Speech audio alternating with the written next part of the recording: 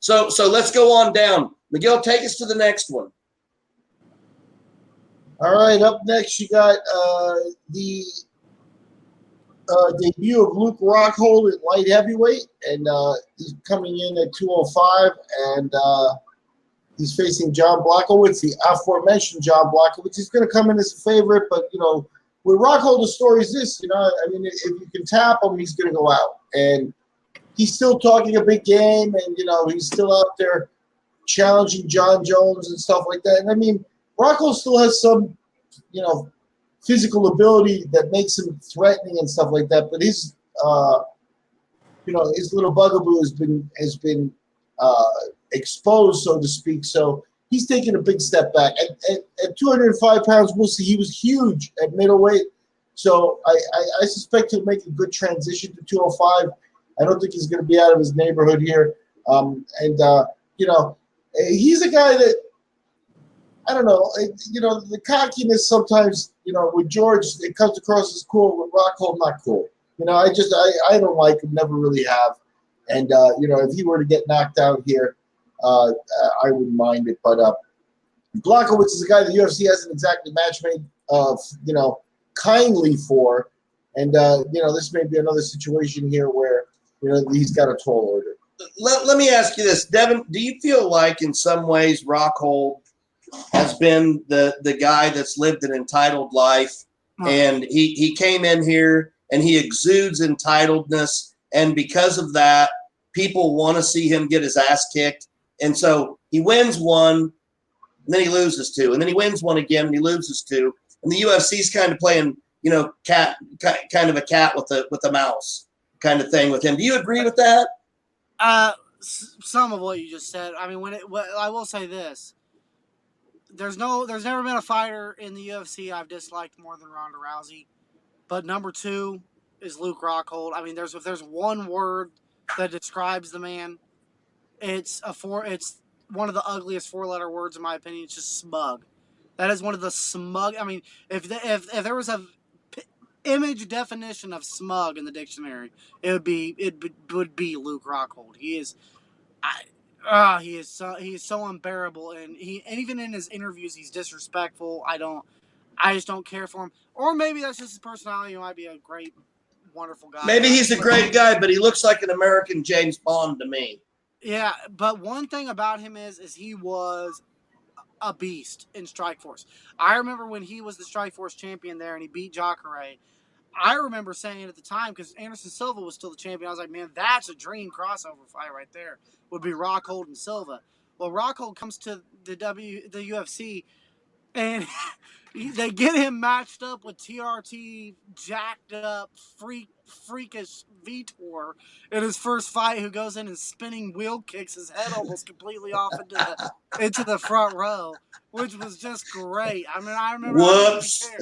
I didn't even care. I always wondered if the UFC did that intentionally just to beat the Strikeforce champ. Like, let's throw him in there. Of course they did that. Dana was like, let's make sure we know. Let's make sure we let Strikeforce know who's the best. Yeah, who's boss here? We're gonna put him in there with this jacked up, mean Vitor. See, that brings me back to this question, though. Sorry to interrupt, but it brings me back. I have to interrupt on this because it brings me back to the idea that Ben Askren is that same character. He's smug, he's cocky. The only difference is I think Ben is a really good ticket seller. And so when you put asses in buckets, that's a whole different process. And so they're going to let him get away with more, but they're going to make him prove himself every step of the way. Setting him in there with Robbie Lawler, Jesus Christ, when Lawler hit him and then slammed him, man, I thought the guy was dead.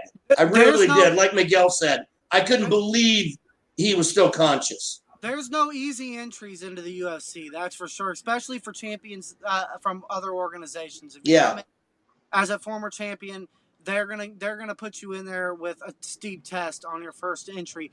But after he gets knocked out by TRT Vitor, which you got to kind of give him an excuse for that, because anybody who's seen Vitor not on TRT and Vitor, they're like two completely different people. Well, then he goes and he beats Michael Bisping. People forget that he actually just ran through Michael Bisping the first time they fought. He ends up in a middleweight title fight with Weidman and goes in there and wins the fight with Weidman, takes the belt. So at this point, you're looking at a guy who was dominant in Strikeforce, who was probably the number 2 middleweight in the world next to Anderson Silva. They were just in different organizations. He comes in. Now he's beat Weidman. He is the champion.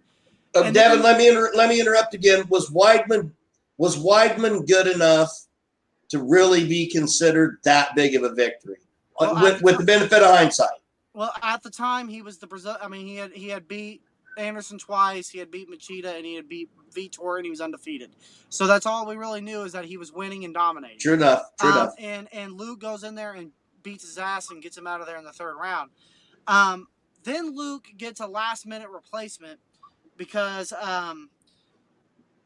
it's crazy that it's slipping my mind, but I'm thinking it was Romero, but I'm not 100% sure. I think it was Romero is who originally fell out of that title fight with Luke Rockhold, and Bisping takes it on short notice. And Rockhold went in there with some smug attitude and overconfident and paid the price, getting knocked out in the 1st round. Yep. And Rockhold, on several interviews with Helwani, blamed himself for what happened in the middleweight division after that. Because if you guys remember, then we went on this ride of Bisping versus GSP and faking injuries and dodging fights with Romero and Whitaker and interim titles with Romero and Whitaker when they were clearly the top guys, and GSP winning and vacating the belt like the next week.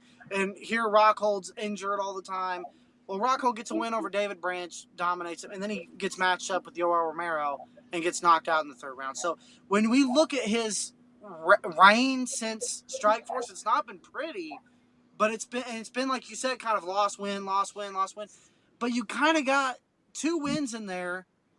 The second Bisping fight against a guy that he really should have beat. I mean, he's a far better fighter than Michael Bisping ever was. And the first loss that he lost in the UFC was against a jacked up Vitor, and then the other one was freaking Yoel Romero, which there's no shame in that. So this guy murder's row, elite. And keep in mind, this guy's trained with Khabib, Daniel Cormier, all these elite guys over there at AKA.